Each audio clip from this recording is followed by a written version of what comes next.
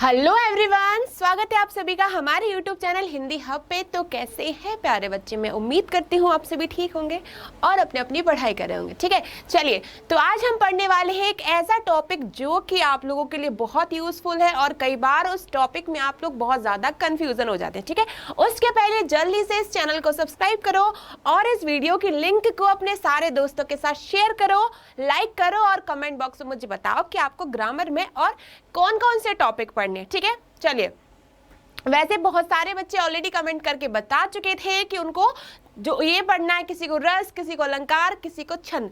तो उन बच्चों से मैं यही कहूंगी कि हम लोग सब कुछ पढ़ेंगे। डोंट वरी, अपना शुरू से लेके एंड तक पूरा जो ग्रामर का जो सिलेबस होगा वो पूरा कवर करेंगे। ठीक है, चलिए ध्यान दीजिए। सबसे पहले हम जानेंगे आज हम क्या पढ़ेंगे। ठीक है, तो आज हम पढ़ने वाले हैं विराम चिन्ह। ठीक है, विराम चिन्ह वैसे तो ये बहुत ही आसान होता है, लेकिन हम लोग कई बार इन चिन्हों में ही कंफ्यूज हो जाते हैं। ठीक है, तो आपको क्या करना है, बड़े ध्यान से वीडियो को देखना है और मैं जो कहूंगी उसको ध्यान से सुनना है। ठीक है, विराम चिन्ह, विराम का मतलब होता है रुकना। ठीक है, आप लोग छंद पढ़ेंगे तब भी आपको बढ़ाया जाएगा यति। यति का मतलब होता है विराम और विराम का मतलब होता है रुकना। ठीक है, याद रखना, विराम यानी कि रुकना। अब आप किसी वाक्य को बोल रहे हैं, ठीक है, किसी सेंटेंस को आप बोल रहे हैं और बोलते समय आप अचानक से रुक जाते हैं। ठीक है, बोलते समय आप क्या करते हैं, रुक जाते हैं। तो वहां पर हम कुछ चिन्हों का प्रयोग करते हैं, जैसे पूर्ण विराम, अल्प विराम। ठीक है, वहां पर हम चिन्हों का प्रयोग करते हैं। तो आज हम जानेंगे चिन्ह कितने प्रकार के होते हैं। वैसे तो हिंदी ग्रामर में बहुत सारे चिन्ह होते हैं, कोई 10 प्रकार कहता है, कोई 20, लेकिन आप लोगों के लिए जो बोर्ड एग्जाम्स के बच्चों के लिए जो यूजफुल है, आज हम सिर्फ वही चिन्ह पढ़ने वाले हैं। ठीक है, क्लियर है? विराम का मतलब होता है रुकना।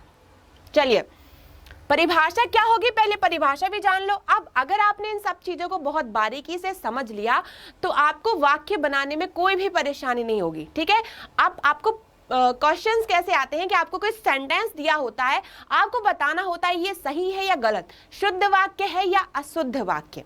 तो आपको उसमें चिन्हों का भी बहुत ध्यान रखना होता है।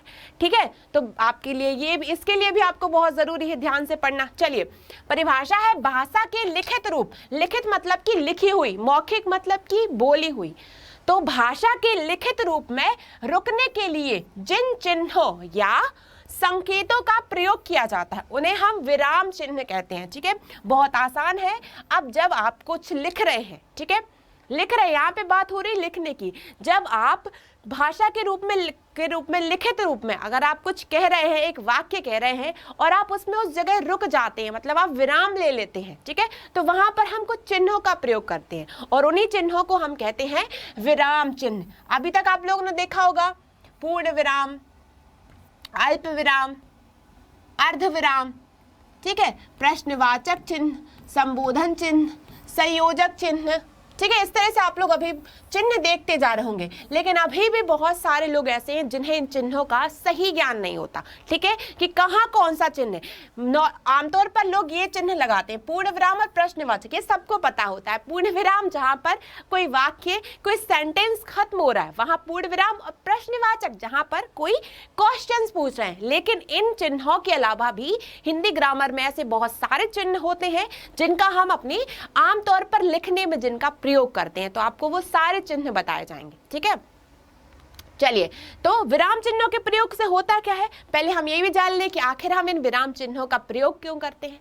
तो भावों की अभिव्यक्ति में स्पष्टता आती है। ठीक है, अब शब्द आया है अभिव्यक्ति। अब बच्चे ऐसे सेंटेंस सुन के परेशान हो जाते हैं कि कैसे बड़े बड़े शब्द आ रहे हैं। तो बेटा आप लोग हिंदी पढ़ रहे हैं तो हिंदी में ज्यादा से ज्यादा शुद्ध हिंदी का प्रयोग होता है। ठीक है, तो ऐसे कुछ शब्द होते हैं जिनके अर्थ आपको पता होने चाहिए। जैसे लिखा है भावों की अभिव्यक्ति में स्पष्टता। अब आप अगर कोई भाव प्रस्तुत कर रहे हैं, ठीक है, यहाँ पे अभिव्यक्ति को ऐसे देख लेते हैं जैसे आप कोई भाव प्रस्तुत कर रहे हैं। तो भावों को प्रस्तुत करने में फिर क्या आ जाती है, स्पष्टता आ जाती है। अगर आप किसी से कुछ कह रहे हैं, ठीक है, तो अगर आप इन चिन्हों का प्रयोग करते हैं तो आपको जो व्यक्ति से आप बात कर रहे हैं तो उस तक वो बात स्पष्ट रूप से पहुंच जाती है। ठीक है, मान लो आप किसी से ऐसा कुछ कह रहे हैं जिसमें आपको बीच में अल्पविराम की जरूरत है, ठीक है। तो आपको उससे आपके जो शब्द होंगे, जो वाक्य होंगे, उसमें स्पष्टता आ जाएगी। ठीक है।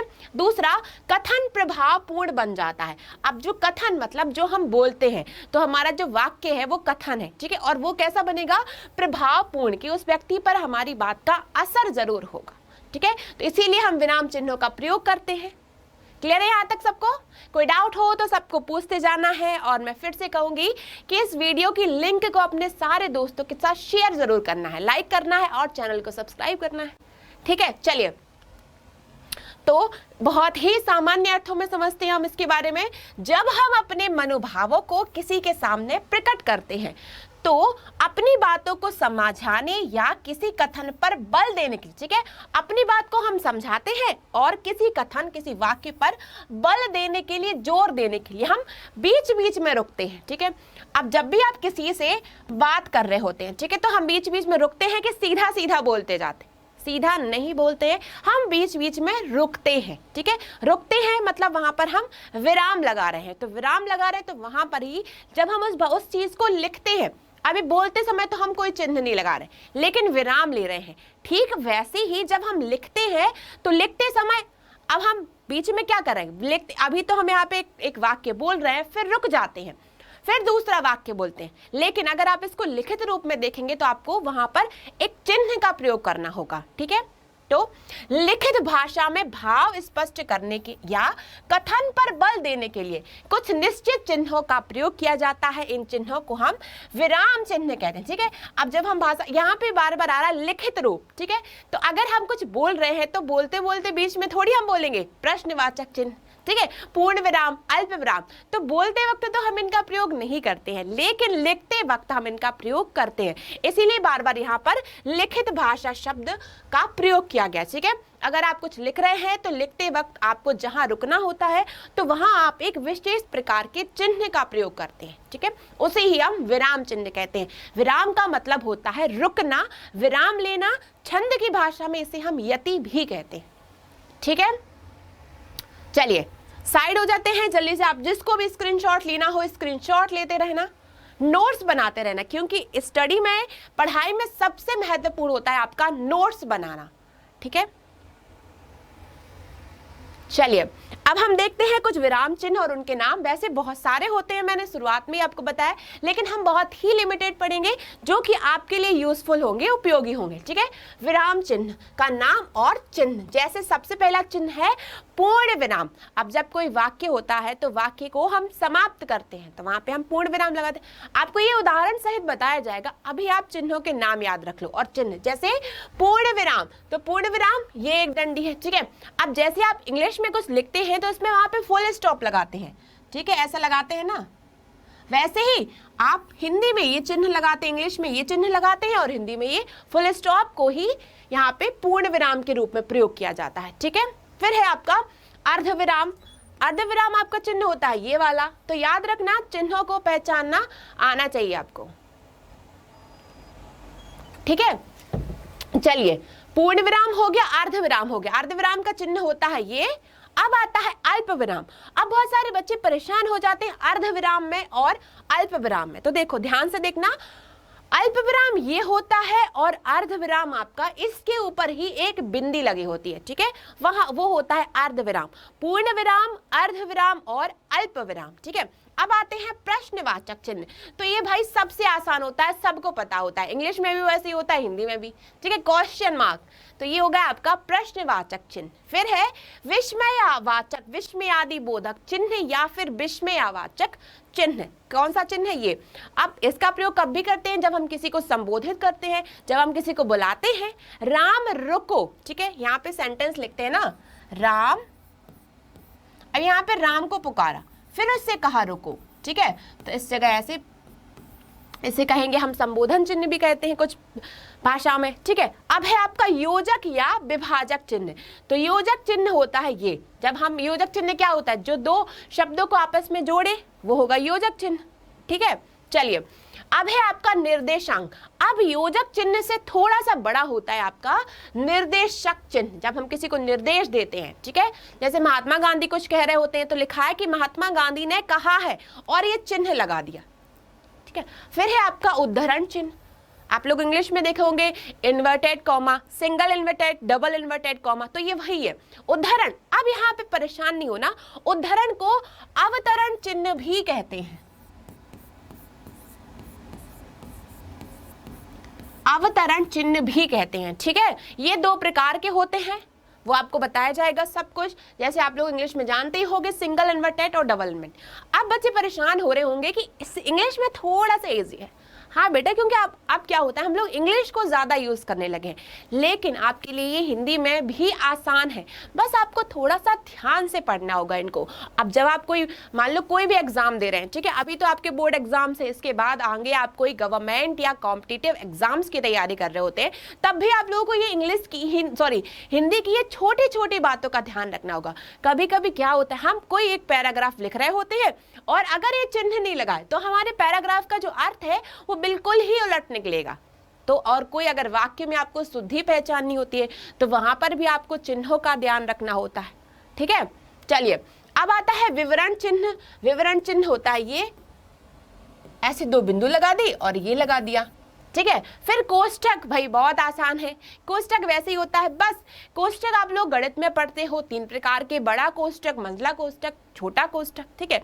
लेकिन यहाँ पे हिंदी में आपको एक ही कोष्ठक पढ़ना हो, ठीक है। वैसे आप लोग ये वाले भी पढ़ते हो,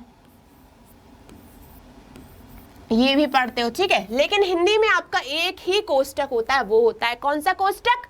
छोटा कोष्ठक। याद रखना ये वाला जो कोष्ठक है वो छोटा कोष्ठक होता है और हिंदी में आपको यही इसी कोष्ठक के अंदर हम कुछ लिखते हैं, ठीक है। फिर आता है लाघव चिन्ह। लाघव चिन्ह मतलब ये वाला चिन्ह, ठीक है। अब जैसे हम कभी कभी क्या लिखते हैं, डॉक्टर पूरा नहीं लिखते, डॉक्टर के आगे इस तरीके का चिन्ह लगा देंगे, ठीक है, तो लाघव चिन्ह। अब जैसे मान लो किसी का बहुत बड़ा नाम है, अब उसको नाम हमें उसका छोटा करना है तो उसके आगे हम ये वाला, ठीक है।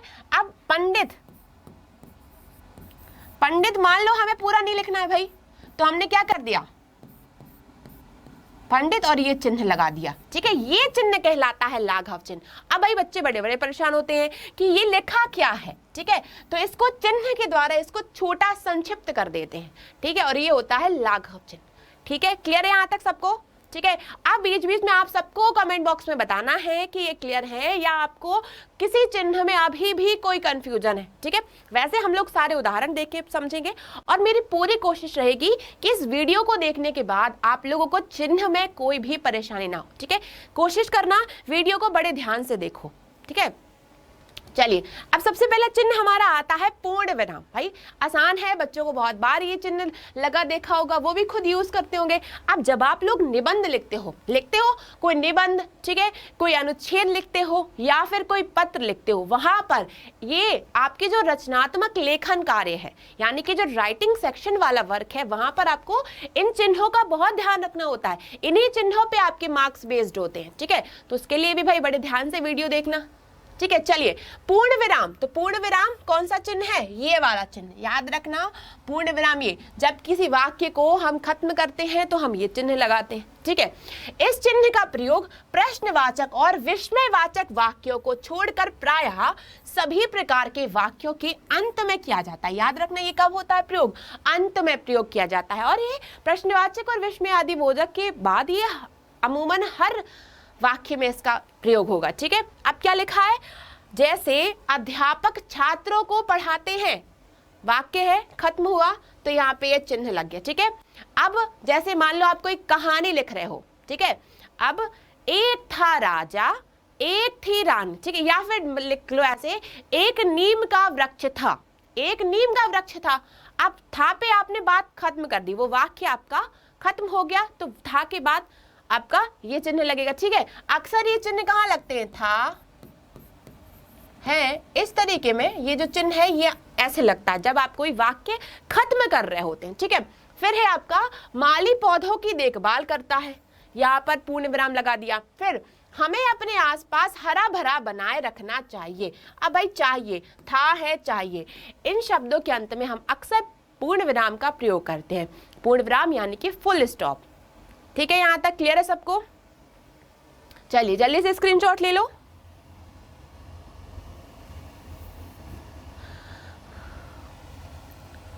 ठीक है, चलिए अब है हमारा अर्ध विराम। पूर्ण विराम कब लगाया था? जब हमारा वाक्य खत्म हो रहा था। अब अर्ध विराम जब हम वाक्य में कुछ समय के लिए रुक रहे हैं, ठीक है। जब पूर्ण विराम से कम समय के लिए रुकते हैं तब इस चिन्ह का प्रयोग किया जाता है। जैसे, ठीक है, वह घर आया, वह घर आया, ठीक है। अब यहाँ पे ये तो नहीं लिखा वह घर आया था, यहाँ पे उन्होंने कुछ वक्त का विराम लिया कि भाई वह घर आया था और फिर थोड़ी देर बाद चला गया, तो विराम आया। तो इस तरह के जो वाक्य होते हैं वहां पर होता है आपका अर्ध विराम चिन्ह का प्रयोग, ठीक है। फिर है जो यहाँ फूल माला चढ़ाते हैं, ठीक है, जो यहाँ फूल माला चढ़ाते हैं, वाक्य कैसा है? अधूरा है। अब उसके बाद लिखा है उनकी मनोकामना पूर्ण होती है, कुछ समय के लिए विराम लिया तो हो जाएगा आपका अर्ध विराम चिन्ह, ठीक है। फिर वैसे ही तुम्हारी इन बातों पर कोई विश्वास नहीं करेगा। अब तुम्हारी इन बातों पर कोई यकीन नहीं करेगा क्योंकि ये झूठी होती हैं, या उन्होंने कुछ समय के लिए ब्रेक लिया था, ठीक है। तो यहाँ पर भी आपका अर्ध विराम का प्रयोग होगा, ठीक है। अब अगर भाई चिन्ह पहचानने का बताया जाए के लिए आपको कोई प्रश्न आ जाए जिसमें आपको चिन्ह पहचानना हो कि ये चिन्ह कौन सा हो, तो आपके लिए तो अब आसान हो गया ना, समझ में आ गया कि भाई कौन सा चिन्ह कौन सा है, ठीक है। चलिए, अब है आपका अल्प विराम। अल्प विराम ये होता है भाई सबसे ज्यादा, इंग्लिश में हम लोग कॉमा कहते हैं, जैसे इंग्लिश में भी एक वही होता है, हिंदी में भी वही होता है भाई, इसमें तो कोई कंफ्यूजन नहीं है, ठीक है। वाक्य के मध्य में अर्ध विराम से भी कम समय तक रुकने के लिए प्रयोग किया जाता है, ठीक है। अब जैसे मान लो हम लोग किसी एक चीज को आदि के पहले, आदि शब्द के पहले बहुत सारी चीजें जोड़ते हैं, ठीक है। जैसे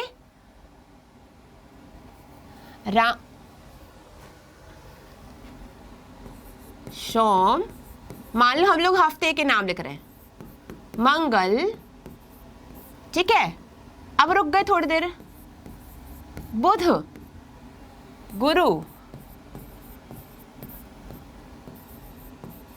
शुक्र, शनि, और फिर अंत में क्या लिखते हैं? आदि। तो इसके पहले भी हम लोग वाक्य में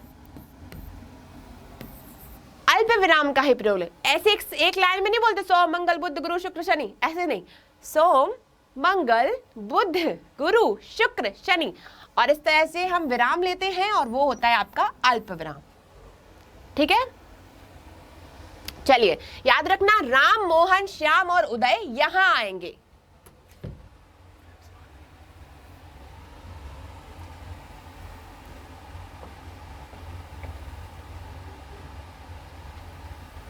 ठीक है। तो ये लिखा हुआ है राम मोहन श्याम और उदय यहां आएंगे, बिल्कुल वैसे ही सेंटेंस है, हाँ मैं यह चित्र बना लूंगा। अब यहाँ पे उन्होंने पूर्ण विराम का भी प्रयोग किया है और अल्प विराम का भी प्रयोग किया है। फिर नहीं, तुम अभी अंदर नहीं आ सकते, मतलब इन्होंने अपने वाक्य में बहुत कम समय के लिए विराम लिया है, ठीक है। विराम लिया है मतलब रुके हुए हैं, तो यहाँ पे क्या आ जाएगा आपका पूर्ण विराम, ठीक है। फिर है सरकार बदल जाने से मैं समझता हूं कुछ बदलाव होगा, बिल्कुल वही वाक्य है, यहाँ पर भी क्या है? अल्प विराम, ठीक है। चलिए अब बात करते हैं प्रश्नवाचक, वही क्वेश्चन मार्क, बहुत आसान है। इस चिन्ह का प्रयोग प्रश्नवाचक वाक्यों के अंत में किया जाता है, ठीक है। जैसे हम पूछते हैं तुम कौन हो, तुम कहां से आए हो, तुम कहां रहते हो, तुम ये क्यों कर रहे हो, इस तरह के जो हम प्रश्न पूछते हैं जहां पे कौन, कहां, कैसे, कब, ठीक है, ये शब्द आते हैं, वहां पर प्रश्नवाचक चिन्ह का प्रयोग होता है। प्रश्नवाचक मतलब हम किसी से प्रश्न कर रहे होते हैं, ठीक है। सुमन तुम कब आई, प्रश्न किया, क्या यह, क्या कहा वह परिश्रमी है, क्या कहा वह परिश्रमी है, ठीक है। तो प्रश्न भी पूछा और वाक्य के बीच में वो लोग विराम भी लिए, ठीक है। तो यहाँ पर आया अल्प विराम भी आया और साथ ही साथ प्रश्नवाचक चिन्ह भी आ गया, ठीक है। चलिए अब है आपका विस्मयादि बोधक चिन्ह, जैसे यहाँ पे विस्मयवाचक चिन्ह भी कहा है, ठीक है। याद रखना इसको हम संबोधन चिन्ह भी कहते हैं, ठीक है। इस चिन्ह का प्रयोग विस्मय, आश्चर्य, हंसी, घृणा, शोक आदि मनोभावों को व्यक्त करने के लिए चिन्ह, ठीक है। कभी हम खुश होते हैं तब हम आश्चर्य से देखते हैं, फिर अगर हम दुखी हैं तब भी हम आश्चर्य से देख रहे होते हैं। तो इस तरह के जो वाक्य होते हैं वहां पर हम विस्मयादि बोधक चिन्हों का प्रयोग करते हैं, ठीक है। जैसे मैंने एक सेंटेंस बताया था, अरे तुम यहाँ कैसे, अब उसे देख के क्या हुआ? आश्चर्य हुआ। तो जो अरे शब्द है, इस शब्द के अंत में हम लोगों ने ये चिन्ह लगाए, ये चिन्ह कौन सा हुआ आपका? विस्मयवाचक चिन्ह और कंफ्यूज नहीं होना है, इसे हम विस्मयादि बोधक चिन्ह भी कहते हैं। ठीक है, आहा कितने सुंदर फूल खिले हुए। अब हमें फूलों को देखकर क्या हुआ भाई, आश्चर्य हुआ, आहा कितने सुंदर फूल खिले हुए। एक जगह फिर, हाय चोरों ने सब कुछ लूट लिया। अब इसने बोला हाय, ठीक है, ये हाय हेलो वाला हाय नहीं है, ठीक है, हाय चोरों ने सब लूट लिया। तो इसे यहाँ पर भी उसको आश्चर्य हुआ, दुख भी हुआ और आश्चर्य भी हुआ। तो अब किसी चीज का कोई आप वाक्य ऐसा बोल रहे हैं जहां पर आपको आश्चर्य होता है, ठीक है, तो उस वाक्य को लिखते समय, बोलते समय तो चिन्ह का प्रयोग करेंगे नहीं, लिखते समय हम उसका इस तरीके का चिन्ह का प्रयोग करते हैं। ठीक है, चलिए अब है आपका योजक या विभाजक चिन्ह, जो इस तरीके से होता है। योजक चिन्ह दो शब्दों को आपस में जोड़ने के लिए हम योजक चिन्ह का प्रयोग करेंगे। ठीक है, जैसे इस चिन्ह का प्रयोग सामासिक पदों सा, सी, से आदि से पूर्व शब्द युग्मों के लिए किया जाता है। ठीक है, सामासिक मतलब वो शब्द जो आपस में जुड़े हुए होते हैं, जैसे सुख दुख, आगमन प्रस्थान, ठीक है, जीवन मरण, यश अपयश, गरीब अमीर, ठीक है, और ऊंच नीच। चलिए अब बच्चों आप लोगों के लिए एक प्रश्न है, ठीक है, कि इस तरह से जो शब्द आते हैं वो हम किस समास में उनका प्रयोग करते हैं, और इस चिन्ह को हटा के हम और अथवा एवं शब्द का प्रयोग करते हैं। ठीक है, आप सबका होमवर्क है, वीडियो के बाद आपको कमेंट बॉक्स में ये सब बताना है कि कहां पर किस समास में इस चिन्ह का प्रयोग होता है, और उस समास का आपको नाम भी बताना है। ठीक है, सबको कमेंट बॉक्स में बताना जो भी ये वीडियो देख रहा है। चलिए, हिरनी सी आंखें, मोती सी अक्षर, फूल सा बच्चा। अब यहाँ पे हम लोगों ने सी, सा, सी मतलब फूल जैसा बच्चा है, हिरन के जैसे आंखें, तो यहाँ पर भी हम लोगों ने क्या किया, योजक चिन्ह का प्रयोग किया। ठीक है, फिर है उठते बैठते, सोते जागते, हंसते हंसते, पढ़ते पढ़ते, इधर भर भी हम लोगों ने इस चिन्ह का प्रयोग किया। ठीक है, तो जब आप किसी शब्द को आपस में जोड़ना होता है, रोना, हंसना, सोना, जागना, ठीक है, तो वहां पर हम लोग योजक चिन्ह का प्रयोग। अब योजक चिन्ह में और निर्देशांक चिन्ह में कंफ्यूज नहीं होना, योजक चिन्ह छोटा होता है, निर्देशांक थोड़ा सा बड़ा होता है। ठीक है, चलिए अगला है निर्देशक चिन्ह। निर्देशक चिन्ह थोड़ा सा उससे बड़ा होता है, यह चिन्ह योजक चिन्ह से बड़ा होता है। ध्यान से सुनना है, कभी भी इसमें कंफ्यूज नहीं होना, ये क्या होगा, बड़ा होगा हमेशा। इसका प्रयोग किसी के कहे वाक्यों से पूर्व कहा, लिखा आदि क्रियाओं के बाद संवादों में किसी शब्द या वाक्यांश की व्याख्या से पूर्व किया जाता है। ठीक है, जैसे आप क्या कर रहे हैं, आप किसी ने कोई वाक्य कहा, ठीक है, माँ ने कहा, अब आप ये एक चिन्ह लगाते हो बड़ा सा, ठीक है, योजक चिन्ह अलग होता है और निर्देशक चिन्ह अलग होता है। जैसे माँ ने कहा, अब आगे आप उस वाक्य को बोलने से पहले एक चिन्ह लगाओगे, माँ ने कहा, वहां आप रुके, आपने विराम लिया, वो चिन्ह निर्देशक चिन्ह का प्रयोग किया लिखते समय, उसके बाद अगले वाक्य को बोला। ठीक है, माँ ने कहा आज सब्जी लेके आना है। ठीक है, तो वैसे क्या लिखा, गांधी जी ने कहा हम स्वराज लाएंगे। यहाँ पर डबल इन्वर्टेड कॉमा का भी प्रयोग हुआ है, वो आपको आगे बताया जाएगा। बस अध्यापक ने लिखा, जैसे कहा, लिखा, देखो, इन चिन्हों के बाद आना है। ठीक है, राणा प्रताप ने क्या कहा, देखो भामाशाह आ रहा है। अध्यापक ने कहा पाठ दोहरा कर आना। ठीक है, जहां पर इस तरह के वाक्य हो वहां पर आपको निर्देशक चिन्ह का प्रयोग करना है। ठीक है, चलिए अब है हमारा उद्धरण चिन्ह। याद रखना, उद्धरण चिन्ह दो प्रकार का होता है, आप लोग इंग्लिश में भी पढ़ते हो इसको, जिसे हम इन्वर्टेड कॉमा कहते हैं। लिखा हुआ है, एक है भाई ये, और दूसरा क्या है, डबल इन्वर्टेड कॉमा। जैसे इस चिन्ह का प्रयोग किसी कथन को मूल रूप में लिखने, कथन का मूल अंश उद्धृत करने, व्यक्ति, पुस्तक, उपनाम आदि के लिए किया जाता है। ठीक है, उपनाम। अब उपनाम क्या होता है भाई, आप किसी कवि के बारे में पढ़ रहे हो, ठीक है, मान लो पढ़ लिया, सच्चिदानंद हीरानंद वात्स्यायन अज्ञे। अज्ञे क्या है, उनका उपनाम है। सूर्यकांत त्रिपाठी निराला। ठीक है, तो सूर्यकांत त्रिपाठी और निराला क्या हो गया, उनका उपनाम। तो अक्सर देखा होगा जब कवियों के ऐसे नाम लिखते हैं तो वहां पर हम लोग इस चिन्ह का प्रयोग करेंगे। ठीक है, देखते हैं। सबसे पहला है, इसके दो भेद होते हैं, एकहरा उद्धरण चिन्ह, सिंगल इन्वर्टेड कामा, दोहरा उद्धरण चिन्ह, डबल इन्वर्टेड कामा। जैसे इस कविता के रचयिता रामधारी सिंह दिनकर हैं। देखो दिनकर शब्द आया, ये उनका उपनाम भी हो गया और यहाँ पर हम लोगों ने इकहरा उद्धरण चिन्ह का प्रयोग भी किया है। दूसरा है रामचरितमानस, तुलसीदास जी की विश्व प्रसिद्ध। अब हम किसी एक विशेष चीज के बारे में बात करें, भाई ये तो बहुत बड़ा महाकाव्य है, तो हमने इसको क्या किया, इसकी महत्वता को दर्शाने के लिए इसे हमने एक इन्वर्टेड कामा के उद्धरण चिन्ह के अंदर इसको लिखा है, ठीक है। वैसे ही दूसरा है स्व इंदिरा गांधी ने नारा दिया गरीबी हटाओ, ठीक है। तो ये किसमें लिखा भाई, एक पूरा वाक्य लिखा है, डबल इन्वर्टेड कामा में दोहरा उद्धरण चिन्ह। ग्रेसम का कहना था पुराना नोट नए नोट के चलन में बाधक होता है, ठीक है। अगर आपको आसानी से समझना है तो भाई अगर आप एक शब्द लिख रहे हो तो आप सिंगल इन्वर्टेड का प्रयोग कर सकते हो, पूरा वाक्य लिख रहे हो तो इसके लिए आपको हमेशा डबल इन्वर्टेड यानी कि दोहरा उद्धरण चिन्ह का प्रयोग करना होगा, ठीक है। यही था आपका इसका प्रयोग चिन्ह का। चलिए अब आते हैं विवरण चिन्ह। विवरण चिन्ह ये होता है जब हम किसी वस्तु का वर्णन कर रहे हो, ठीक है। अब सबसे आसान क्या है, आप लोग लिखते हो ना प्रसंग, प्रसंग के बाद भाई ये चिन्ह लगा दिया, व्याख्या लिख दिया भाई, तो व्याख्या के बाद ये चिन्ह लगा दिया, ठीक है। जब हम किसी चीज का विवरण दे रहे होते हैं, कुछ सूचना निर्देश आदि देने के लिए इस चिन्ह का प्रयोग किया जाता है। जैसे कर्म के आधार पर क्रिया के दो भेद होते हैं, याद रखना, ठीक है। इसमें आप लोग क्रिया भी पढ़ लोगे भाई, क्रिया कितनी होती है, सकर्मक और अकर्मक क्रिया। अब कौन सा चिन्ह लगा, ये तो हम क्रिया के बारे में बता रहे थे, ठीक है, विवरण दे रहे थे, तो ये चिन्ह। अब है राजा दशरथ के 4 पुत्र थे, कौन कौन थे उसका ब्यौरा दे रहे हैं, विवरण दे रहे हैं, तो राम, लक्ष्मण, भरत और शत्रुघ्न। यहाँ पे उन्होंने विवरण चिन्ह का भी प्रयोग किया, अल्प विराम का भी किया भाई, और अंत में पूर्ण विराम, वाक्य खत्म हो गया तो पूर्ण विराम का भी प्रयोग कर दिया, ठीक है। तो विवरण चिन्ह का प्रयोग होता है जहां हम कोई सूचना, कोई निर्देश देते हैं, ठीक है, वहां पर होता है विवरण चिन्ह का प्रयोग।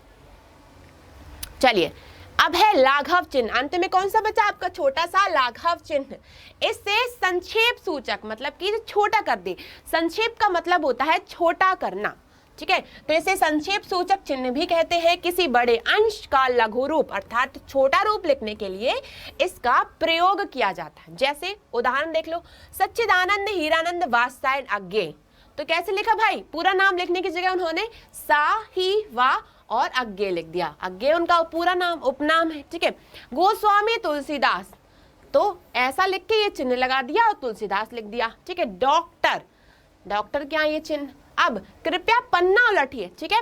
आप लोग इंग्लिश में भी देखते हो लिखा होता है प्लीज टर्न ओवर, कृपया पन्ना पलटिए, तो पूरा ना लिख के ऐसा लिख देते हैं, ठीक है। अगर आपको स्कूल दिख रहा है शासकीय कन्या उच्चतर माध्यमिक विद्यालय, ठीक है, तो वहां पे कहीं कहीं शासकीय कन्या पूरा नहीं लिखा जाता, सिर्फ शासकीय लिख देते हैं भाई, शासकीय कन्या उच्चतर माध्यमिक विद्यालय,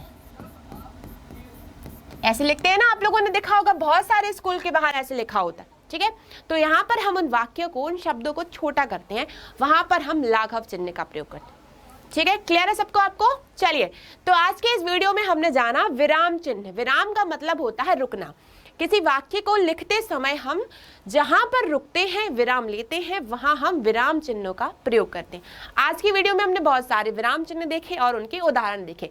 तो मुझे उम्मीद है कि आपको ये वीडियो पसंद आया होगा। तो जल्दी से चैनल को सब्सक्राइब कीजिए, वीडियो को लाइक कीजिए और मुझे कमेंट बॉक्स में बताइए कि आपको अब आगे ग्रामर में कौन कौन से टॉपिक पढ़ने, और जो मैंने क्वेश्चन पूछा है उस क्वेश्चन का आंसर सबको देना, ठीक है। चलिए मिलते हैं हम अपने नेक्स्ट वीडियो में, तब तक के लिए अपना ध्यान रखिए, बाय बाय, टेक केयर।